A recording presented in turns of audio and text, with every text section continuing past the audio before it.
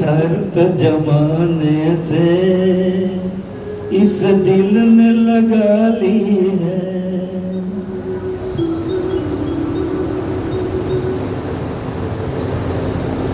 તો એવા માળવામાં મંદસોર ગામ જૈન વણિક વાણિયા પતિ પત્ની બે અંબે માના ભક્ત હતા. આપણે આનંદનો ગરબામાં હું આનંદનો ગરબો એક જ વખત કરું છું, માતાજીનું આખ્યાન સાથે ગરબો કરું. એટલે કોઈને એમ થાય કે બેન આનંદનો ગરબો મૂકીને શું ગાય છે.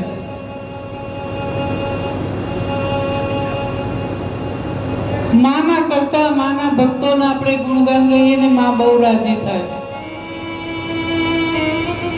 એના ભક્તોને યાદ કરીએ કે માના ભક્તો કેવા હોય, માં કરુણામય કેવી હોય, માના ભક્તોના કામ ક્યારે અને કેવી રીતે કરી જાય.